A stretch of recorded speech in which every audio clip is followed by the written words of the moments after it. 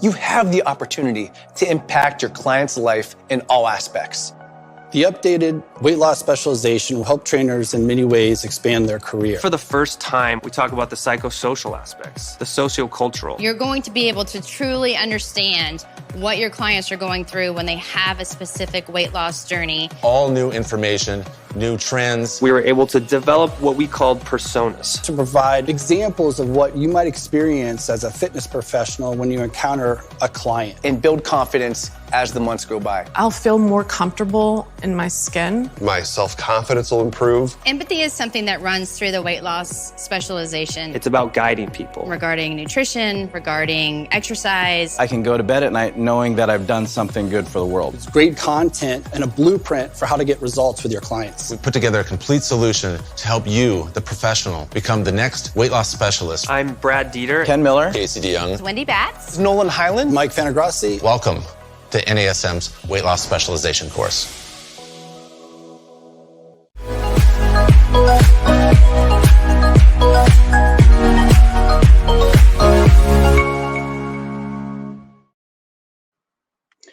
Welcome to another episode of Random Fit, powered by the National Academy of Sports Medicine. You have me here, Ken Miller, with my beautiful, smart, witty, charming friend, Miss Wendy Batts. How are you, Wendy? I am fantastic. Thanks for the intro, dude. Wow. Happy New Year.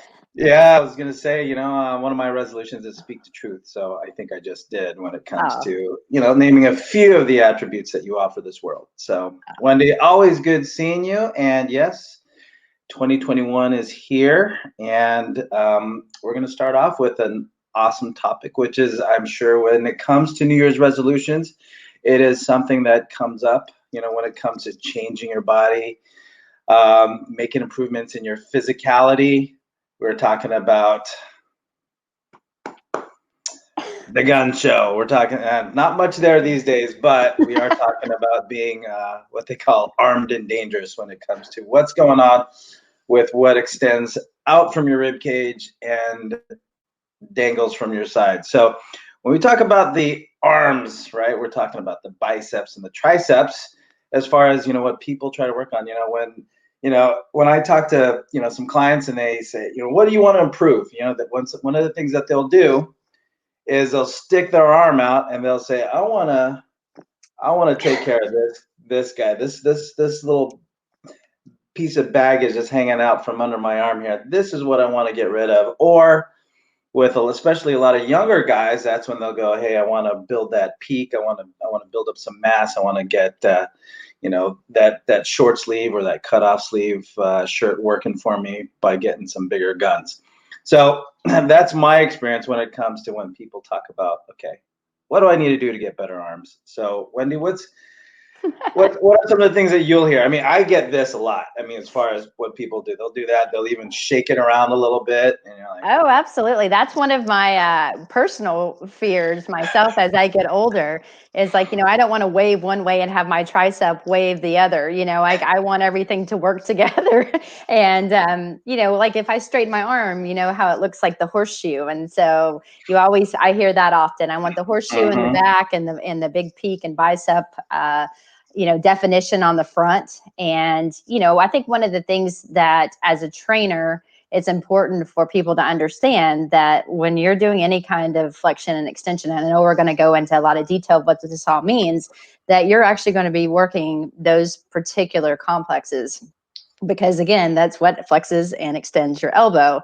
But it's totally different than when we talk about other muscles in the body, such as the core, because of obviously how things are interconnected. But I think hopefully throughout this podcast, we'll talk about the importance of the shoulder complex being in perfect alignment. How can you get that peak, or is that just, are people saying that? Can you get the peak? We're going to talk about that. So I'm super excited. And then we're going to go over some, I think risk factors. And we've talked about, we'll talk about how you can gain muscle and how you can kind of build the particular look and physique that people really, really want to have. But of course, there are some factors such as genetics that are going to play a big, big role in that. But I think going over some risk versus reward type exercises too, and things to think about when you're at the gym if you really want to work at the arms. How do you get the most bang for your buck? So I'm super excited about this particular podcast. And do you want to lead us into basically what do the biceps and the triceps do, Ken? Yeah. Well, a lot of people think, I mean, if you've had a basic anatomy class and you understand how anatomy works, especially with the biceps and the triceps, we when somebody says, "Hey, I want to work the biceps," they'll usually flex their elbow, so they'll bring their fist right up to their shoulder, or when they talk about their triceps, they'll straighten out their arm.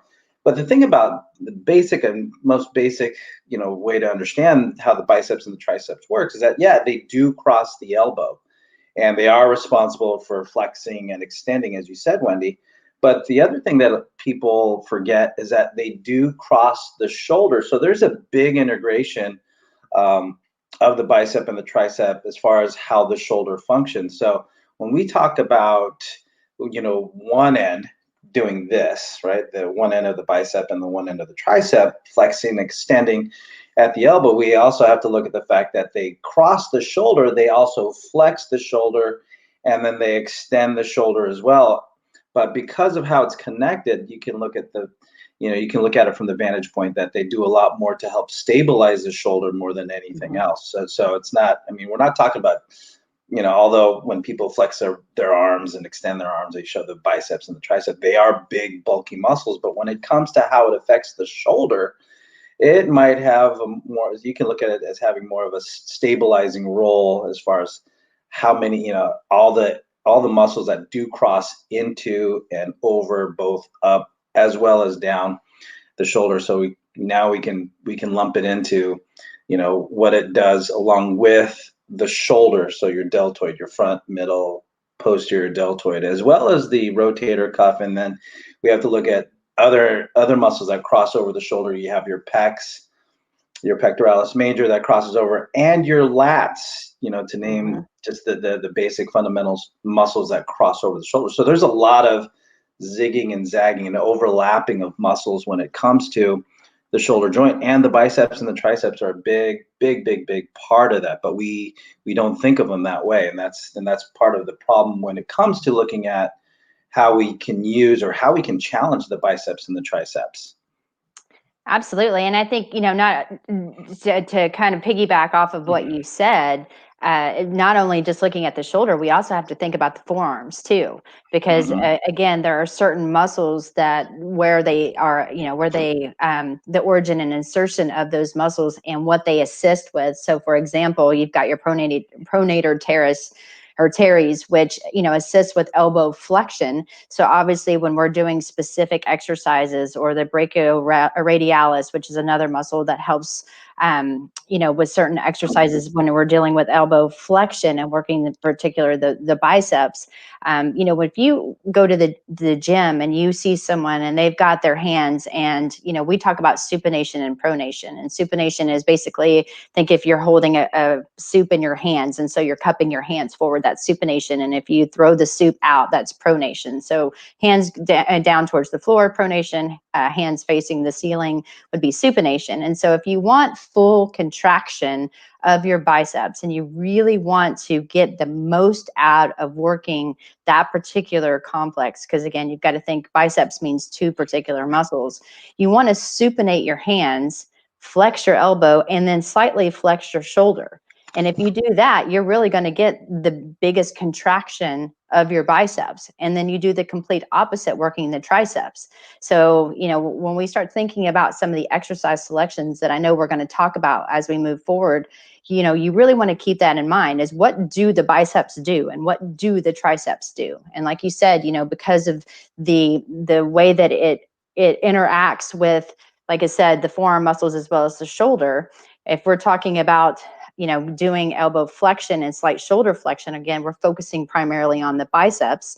And if we're going into obviously elbow extension, so you're straightening your elbow and then bringing it back, that's obviously focusing on the tricep complex. You want to think one of the primary shoulder extenders too, when you're thinking about triceps, would be the long head of the triceps. And so the long head of that particular muscle, if you don't go into slight shoulder extension, then, are you really working it to its full potential? they work together. But, if you want to maximize contraction, go with slight extension, not a lot, but again, because it actually helps with that. You just want to kind of think about what do the muscles do and how can you, like I said, fully contract them if that's what you're trying to work out at the gym. If you want to get that horseshoe, you got to work on it. You gotta or get smaller horses. True. Yes. Yeah. Get a pony. Get a pony. So, because we're talking, and I know some of you who maybe have taken anatomy or biology, we're talking flexion, extension, shoulder, elbow, and you're kind of, I can imagine you guys listening right now, you're looking up at the sky, you're kind of moving your arm around and trying to get into that. And, the way I tell trainers when we're teaching workshops is, the only way to really get a good feel and therefore get a better understanding of how, the full extent of what the biceps does and then what the triceps does and how it works with the surrounding muscle group, in addition to what you talked about, Wendy, with, changing hand position and grip position, you have a different recruitment of, especially of those muscles that do cross over the elbow and are responsible for pronation and supination, is just to do it in the gym. Try different exercises, especially when we get into exercise selection later on, and kind of feel and really get into your body and really feel what areas you feel burning more than others, for lack of a better word. But trying different exercises, trying flexion and extension from different shoulder positions, and then you'll get a really good understanding of what areas are going to get recruited more when it comes to, what side of the biceps or what side, or like you're talking about, Wendy, with the horseshoe, what's being recruited. So, just try it, just do it, because I'm listening to you, Wendy, and I'm going, wait, shoulder inflection. I'm just running through my head. I was like, oh yeah, okay, all right. And, so if you have any questions on what it is, the best, and I tell every trainer this is just, just do it, just get a feel for it, do a few sets and of one position, and then the next workout, get a few sets of a different position or a different modality, and get a better feel for it that way, because that's the only way you're really going to truly embrace or understand what we're talking about here as far as how the bis and the tris work. Absolutely. And I think another point to bring up would be, think about your elbow itself, and your elbow is a hinge joint. So if you think about a door and you think about how your door sits on a hinge, I mean, that's important, right? Because basically it opens and closes the door. And so when we keep talking about, trying to make sure you're in a good alignment and why the shoulders being in good placement, because again, very often people have rounded shoulders and a forward head. And we talk about common compensations. We want to try to get people in really good alignment by bringing their chin back, their shoulders back, really working on upright posture. You remember back in the day when your mom's like, sit up straight, and you're like, oh my goodness, every day. But there's a reason for that. It's because obviously, our shoulder would be seated the correct way, and the shoulder capsule the way that it was intended to be, versus being round, hunched over, forward, and locking everything down. And so if you think about, again, your shoulder's supposed to be able to move in all different directions. It's got this degrees of freedom that allows us to move up, down, side, rotation. And because of the ball and socket, that's what allows that type of movement. But on a hinge, when you're thinking about basically the door, it's very important to think about your angle of how you're performing some of these exercises. And I think that's when we can bring up a very important part that people don't often discuss, which is the natural carrying angle. And I think I wanted to stress that too before we start talking about different exercises, because I've heard multiple people come to me that they want their arms to look a certain way, and they've gone to the gym, but they often feel this ache and pain in their elbow. And I'm like, well, where? And so they're like, oh, I think I've got tennis elbow or golfer's elbow. And I'm like, well, did you go and, hit 18, did you play 18 holes, or did you play, a tough round? Were you in a tournament or anything playing tennis? And they're like, no, I went to the gym and I was working on my biceps, and all of a sudden I feel this aching, and I Googled it, and because of where it's located, they called it tennis elbow. So that's what I have. And when you ask them what they did, I think, just to kind of take two steps back, when we talk about the natural carrying angle, if you're standing with your feet pointed straight ahead, you're just standing up, shoulders are back, your head's in a good position, and you drop your hands down to their side and you have your palms facing out.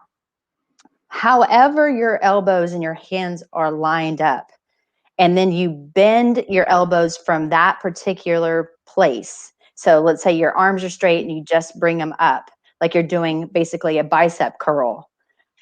Are they positioned straight ahead, or are they slightly out to the side? And many people are going to be out to the side.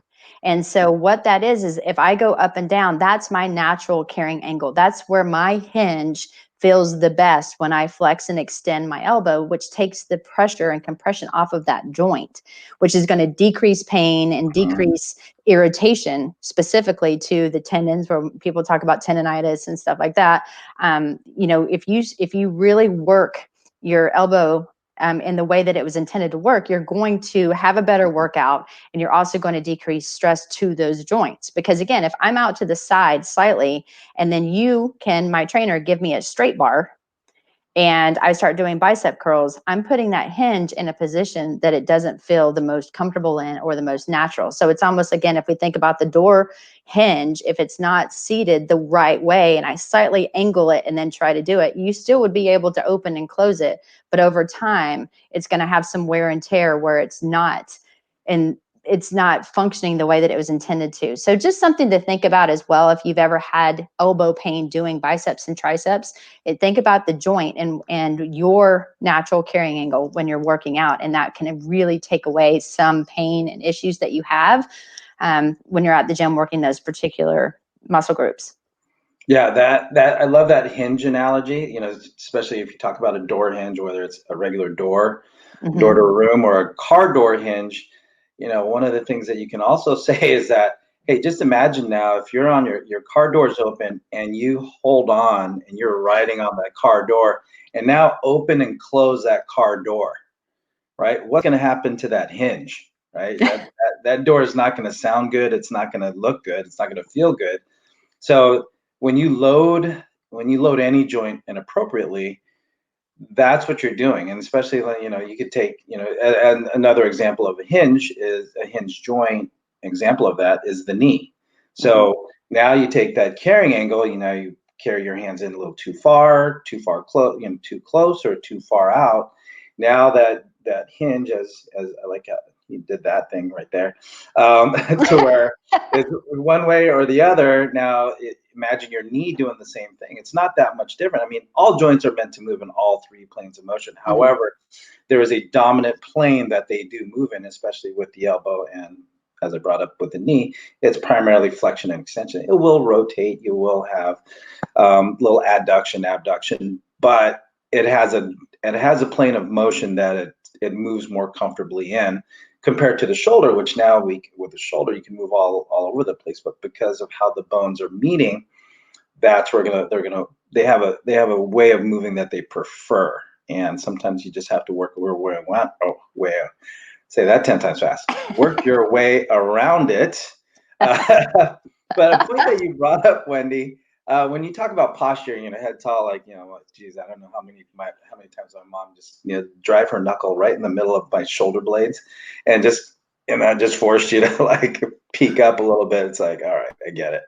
There's no hunching over, right? But to talk about posture a little bit, because you have the biceps, especially the long head that crosses and connects into the scapula up here, and then you have the triceps again that crosses up.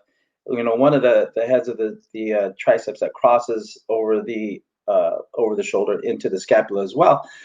Posture, until within the last decade or so, hasn't really been a big emphasis of personal trainers. But when we talk about a couple decades, but when we talk about even the biceps, head, shoulder, spine position matters more than anything else when it comes to shoulder health and elbow health. Because if my shoulder blades, like say if I shrug, if I have this elevation, or if my shoulders are forward, that's going to affect how efficiently I'm using the biceps or the triceps. So if I'm forward shouldered, right, so I'm rounded here, a lot of times there's going to be elevation that accompanies it all.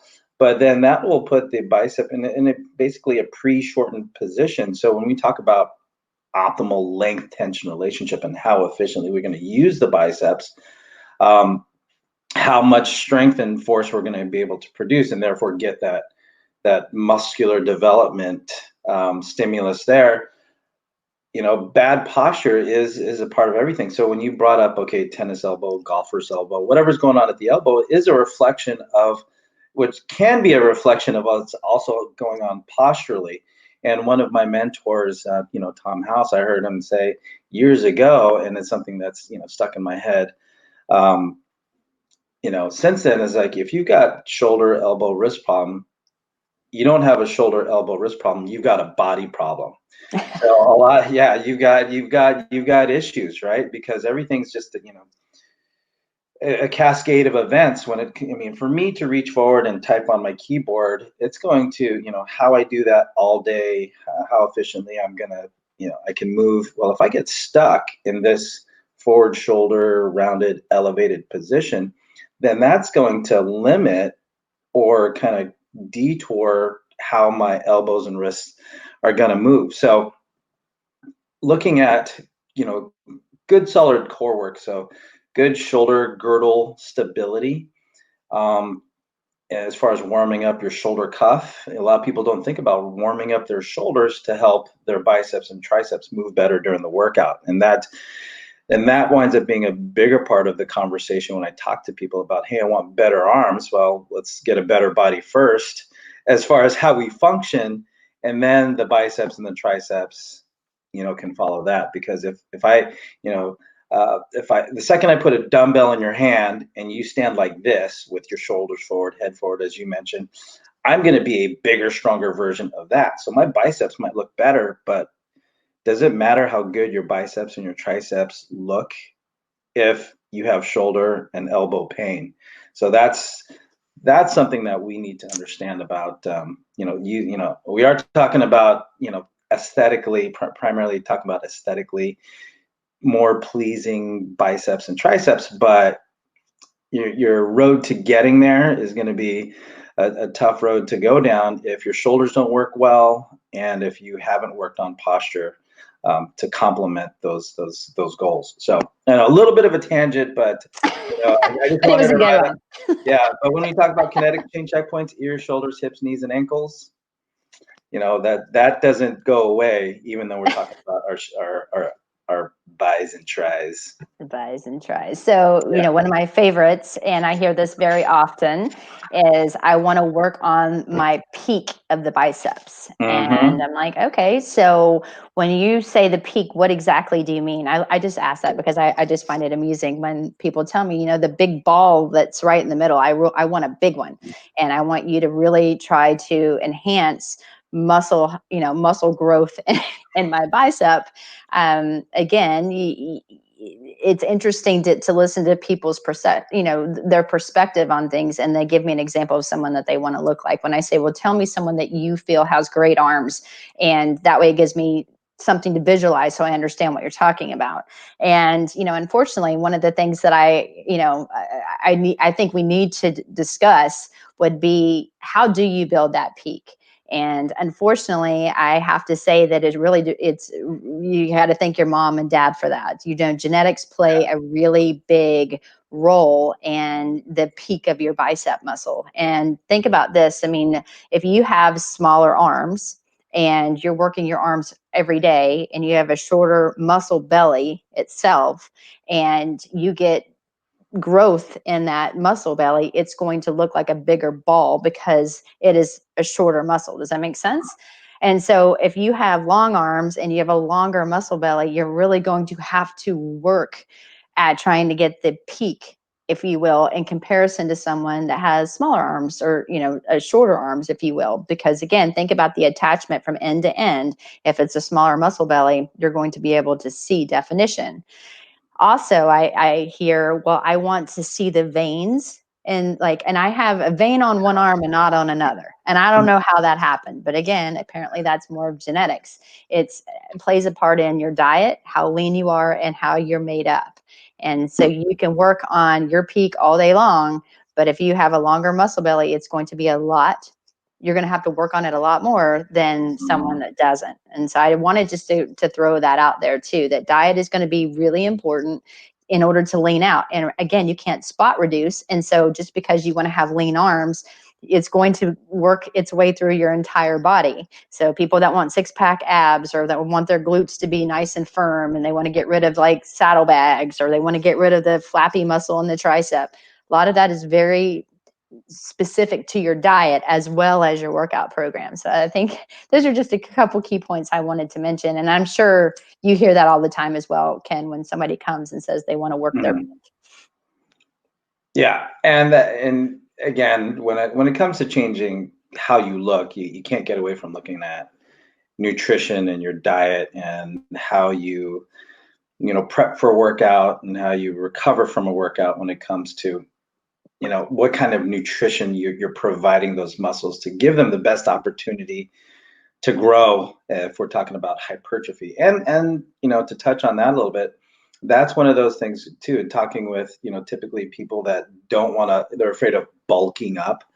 They're and I'll hear that a lot from female clients too, right? But or anybody that's averse to resistance training, and they're afraid of, they point at the biggest guy in the gym and say, I want the biceps and the triceps. I want to see the vein, and I want to see the little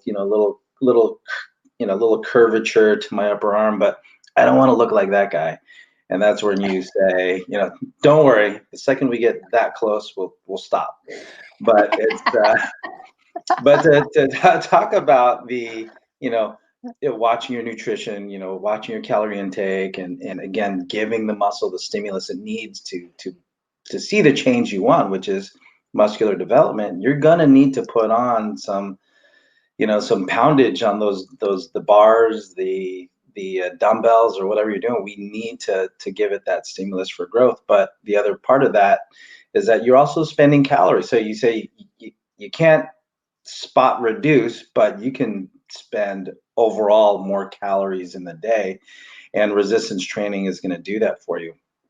So makes me just want to bust out a couple dumbbells right now as we're talking about this, and just kind of sit right here. Try to control yourself. I'll wait till you're done. I'll wait till you're done talking, then I'll put it down.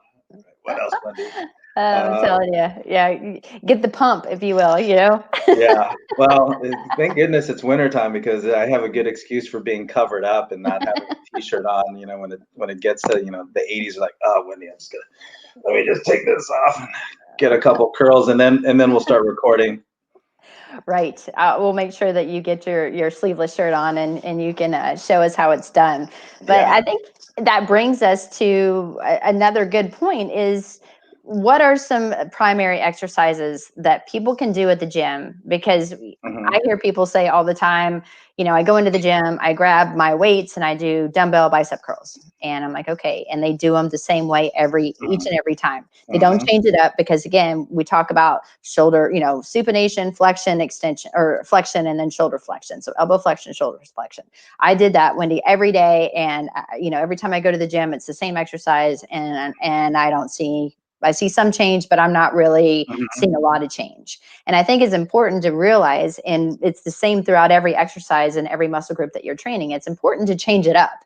Because again, resistance from a cable is going to be different than a dumbbell. The way that you're positioning your hands is going to be different. The way that your body, again, alignment issues, because if you're doing a preacher curl with your arms are in flexion already, or shoulder flexion, and then you're limiting range of motion, that's going to be different. That's not going to dial in the peak. I want to say that again. That isn't not going to dial in the peak necessarily, but it's just different. And I think your body needs the different stimulation in order to, really start working on the muscle and challenging it in different ways. And so some of my favorite, again, are going to be the standing bicep curls, full, again, hands up, elbows bent, shoulders slightly up, doing dumbbell curls. And again, when I say shoulder flexion, I'm not talking about elbows to ears. It's just slight flexion, and then fully go down into like my full available range of motion. And, you can start with your hands back, then go into supination, flexion, shoulder flexion. That's going to work the entire bicep complex. to its full potential, and then I go into relaxing that. I do the same thing with cables. I use different handles. I play around with that when I'm talking about biceps. And then on triceps, I love to do the tricep extension standing on a cable. That's one of my favorite. But if one thing that I wanted to say is, if you think about what the triceps do, and this, I see this all the time in the gym, and I'm sure you do as well. Somebody's going to work their triceps and they get into a staggered stance. They take the rope with the two balls on the end. You know what I'm talking about? So it's the kind of the triangle rope with the balls. Yep. They bend over at the hips, and then they keep their elbows tucked into their side, and they just extend the elbow.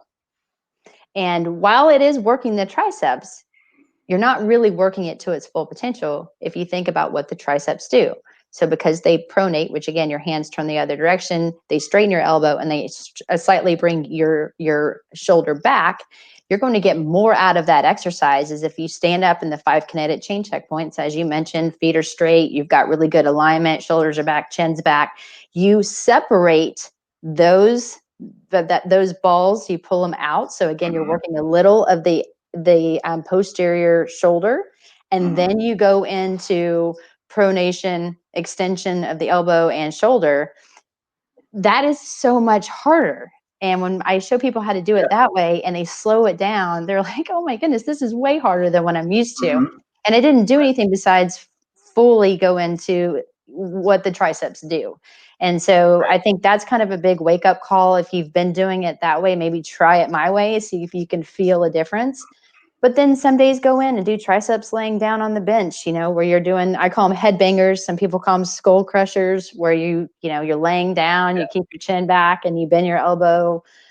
Those are particularly my favorites that I do. I don't know, what are yours?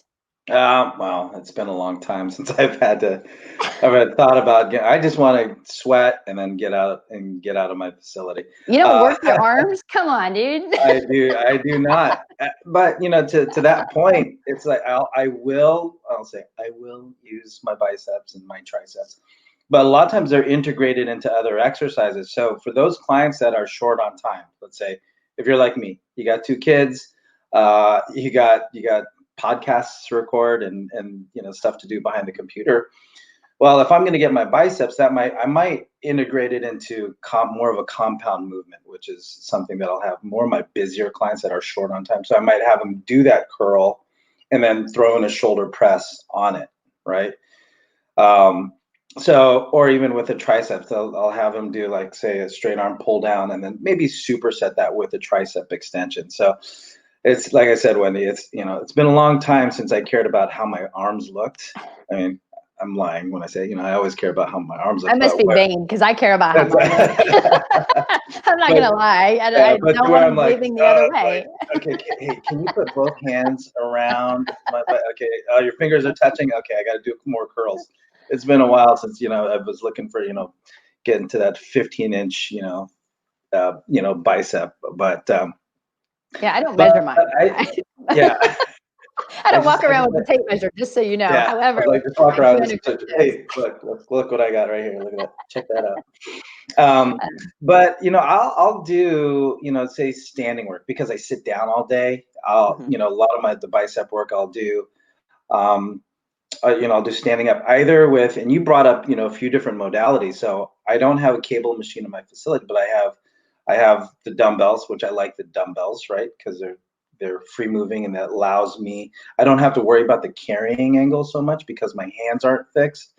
But I'll also use resistance bands. So when I travel, I'll take resistance bands with me. Yeah. So Wendy, when we do those trips and you're down the hallway and I'm in my room, I have my bands out because I don't want to go to the fitness facility. Right. I'll have my bands out and I'm standing on the middle of the band and I'm doing bicep curls in my room, or tricep extensions or rows. I'll strap it under the bed, the foot of the bed, and I'll do some rows. But I'll throw in some elbow extension and some standing kickbacks with the band. So I think with the bands, they go a little underappreciated when it comes to what we do. And one of the jokes I heard, Lenny Parasino once told us, like, why do you think that bodybuilders don't like using resistance bands because they don't make noise when you slam them on the ground. So, He's got a very good point, though. yeah, which is a great point, right? So I'll use bands, but my other favorite one, which integrates a lot of other muscles, is using the suspension trainer. So I have, those TRX suspension trainers, and I'll lean forward and I'll do some tricep extensions there, and I'll face the anchor and I'll do some biceps curl there. But in having to hold my body position in a nice tall posture, that takes a lot of core work. So I'm still able to use my glutes, my trunk, keeping my body nice and in line as I'm flexing, as I'm facing the anchor point, or as I'm extending, as I'm facing away from the anchor point. So from that vantage point, the suspension trainer I love for my arms, just because you check off a lot of boxes when you're in a standing position. So Oh, I agree. And again, we have one at the house, and if you we don't have a cable machine at home, and so we do a lot of, like you said, the tubing and the suspension training, and I think it's fantastic because of how much you have to work your core. But more muscles, more bang for your buck. Why not? Yeah, Knock it exactly. out a lot quicker. Exactly. I think it's also important because we did mention the carrying angle. If you are at a gym and you see the easy curl bar, that if you notice that your carrying angle is not straight in front of you, and what I mean by that is, like, you notice that your hands are slightly out to, like, maybe even like a 45-degree angle when you come up, and that's where you're comfortable. If you grab the easy curl bar, which is the straight bar that kind of makes an M or a W depending on how it's facing, you can position your hands in that particular position where it's best for your hinge or your angle, where it decreases the stress to the joint. I mean, the big thing you want to avoid is when people talk about, unfortunately, we hear people talk often about tendonitis. And so when we're talking about tendonitis, it's basically inflammation or irritation specifically to a tendon. And if it gets stressed out, that can really just wreak havoc on everything that you do, because think about how much you use your arms throughout the day. And so you really want to avoid anything that's going to cause, stress to that particular joint.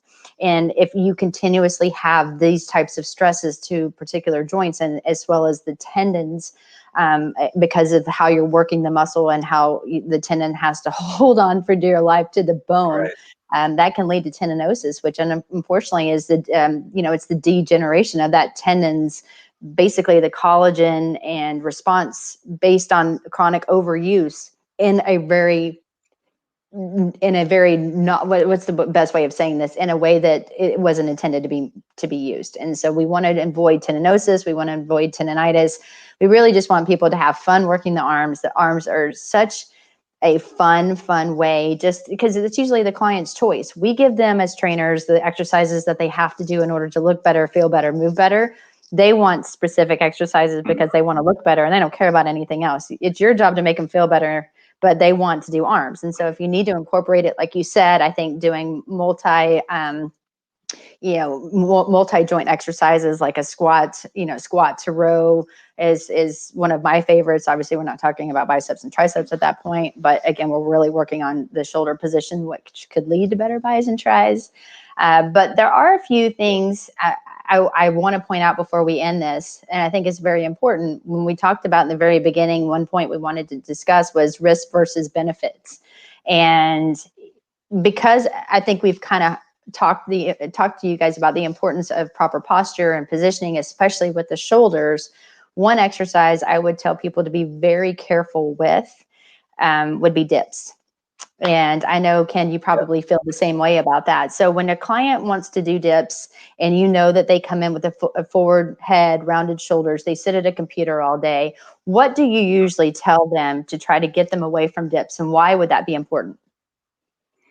Well, I mean, again, you're talking about, a lot of reliance on shoulder stability. So for me to have my hands on these two parallel bars, and I'm lowering myself and I'm extending myself up, you're putting basically your whole body weight on, on how stable your shoulders are. But here's the thing, whether, stable or not, what happens is that your shoulders will start to migrate for your shoulder joint starts to migrate forward, or your humerus starts to migrate forward. Well, in this forward position, we can put a lot of stress in the anterior shoulder. So, the structures, the soft tissue structures that cross over the shoulder joint are in a point of, well, they're being stretched, really, right? They're being put in a position where they're weaker. I mean, you are getting those triceps to work, right? You have to, because your elbow is extending as you push yourself up. But you have to think about, again, what you talk about, risk versus benefit, is using the tricep. Is the benefit of the tricep worth the excess stress that, because a lot of times when you dip down, your trunk isn't vertical. Your shoulders are gonna migrate forward. Your trunk is gonna migrate forward, as I bang my head into the camera here. But as we come down, yeah, you can see, just the shadow of the lighting, you're gonna see how much forward my shoulder is. And that's a lot of stress that comes through there. So whether or not someone's strong enough, their ability to stabilize, isn't a reflection of how strong they are. They can move a house, but their ability to stabilize may not be that much stronger as the guy next to them. So that's what we want to watch out for. And I think it's feeding into a common compensation. Again, if somebody's coming in and they have rounded shoulders, and then all of a sudden that's kind of where they live, and we're really trying to focus on doing things to bring their shoulder back, so therefore it's seated properly within the shoulder capsule itself. I mean, if you're already in that position, then now you, like you said, you put your body weight in there, just the anterior stress that you're putting on that shoulder capsule is it's definitely not worth it. And you'll often hear people complain that they have shoulder pain, and well, they're kind of feeding into that and making it worse. Right. Another risk versus benefit, I think, is more of a risk, and it's mainly just because of positioning. Would be when you grab one gigantic dumbbell, and you throw it back and you move your head forward, and then you just try to bring your elbows straight. I'm not saying it's not working the triceps, because it is. However, you can really work your triceps in a safer position because you have to move your head forward in order to get that weight behind your head, or you'll knock yourself in the head. And so if you want to maintain proper alignment and good positioning, put your shoulders in the best case scenario, which again would be chin back, shoulders back, abs in, and really working on your 5 kinetic chain checkpoints. So perfect alignment. And then you execute the exercise.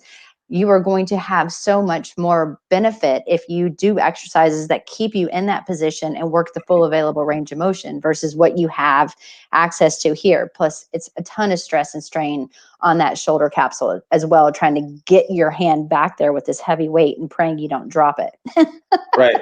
And then again, when we talk about all the muscles that cross over the shoulders, right, to get you into that position, unless you have good extensibility through the shoulders and good core control, a lot of times people are going to arch their back. And again, to compound that with the fact that you're seated and now with an arched back, that's a lot of excess stress on the low back. So again, Wendy, you mentioned a lot of different variations in, cable, dumbbells, bars, standing, seated.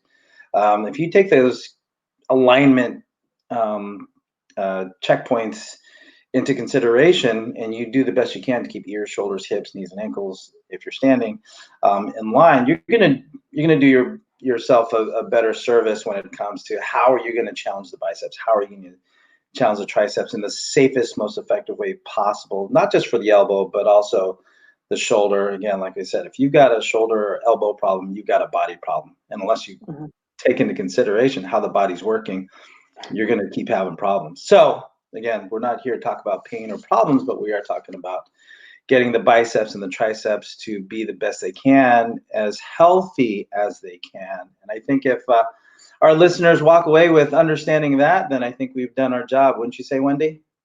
I would. I mean, another key point, just very quickly, just change it up.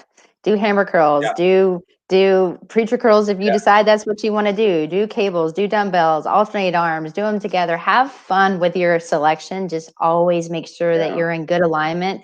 So therefore, you're going to maximize your results and decrease any chances of getting some issues in those little joints that it takes a long time to get rid of. If you've ever had elbow pain, it takes a very long time to get rid of. Right. So variety is the spice of life, and Yes, I the like same that. same thing holds true for the elbows. And how we get the biceps and the triceps. So, Wendy, again, always a great time spending these opportunities we have to record the Random Fit. And thank you so much for sharing your insights and everything that you've done with trying to keep your bis and tris and that one vein going. Just the one. I'm working on the other. It's got to be in there. I know it's in there somewhere. I am going to find it one day. So everybody, thank you so much for spending this time with us. And if you like what you listen to and what we've listened to, what we've had to fit, like, follow, subscribe, anything that shows that you want to get more information, especially on future episodes. So thank you so much for being here. Wendy, thank you so much. And everybody, thank you and be well.